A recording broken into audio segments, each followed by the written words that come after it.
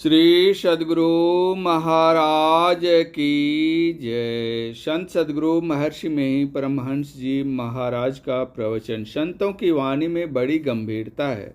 धर्मानुरागिणी प्यारी जनता, ईश्वर भक्ति का प्रचार गुरु आदेश से मैं कर रहा हूँ। यह जो सत्संग का प्रचार है वह ईश्वर भक्ति का प्रचार है। इसका अवलंबन खासकर संतों की वाणी है। गुरुदेव ने कहा कि संतों की वाणी का अवलंब लेकर सत्संग करो, इसलिए संत वाणी का पाठ करता हूँ और कराता हूँ। संत वाणी में बहुत गंभीरता है, ऊपर ऊपर सरलता मालूम पड़ती है। गुरु की कृपा से उस गंभीरता को थोड़ा थोड़ा जाना है।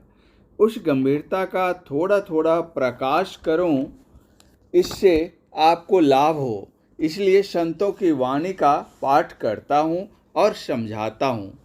संतों की वाणी में बड़ी गंभीरता है। केवल शब्दार्थ से ही अर्थ नहीं होता है। शब्दार्थ जाने, संतों के पारिभाषिक शब्दार्थ जाने और कुछ कुछ साधन भी करें, तब जानोगे। संत वाणी को कुछ नहीं जानकर, केवल भौतिक बुद्धि विलास में रहकर अपने को सर्वज्ञ जानना गलत बात है। जागृत की बात जानो, स्वप्न की बात जानो, सुषुप्ति की बात जानो और इन तीनों के परे कैसे जाओगे सो भी जानो। तीन अवस्थाएं स्वाभाविक ही आती जाती रहती हैं, लेकिन तुरी अवस्था स्वाभाविक ही नहीं आती। इसके लिए कुछ और करो, अर्थात योग करो। योग के साधन में ईश्वर की भक्ति है और योग के अंत में ईश्वर की प्राप्ति है। ईश्वर प्राप्ति को ही भक्त अपना असली धन मानता है। यहीं सारी अभिलाषाएं पूर्ण होती हैं। परम स्वाद सब ही जो निरंतर अमित तोष उपजावे, मन बानी को अगम अगोचर सो जाने जो पावे। मैं 1904 ईस्वी से इस खोज में लग गया।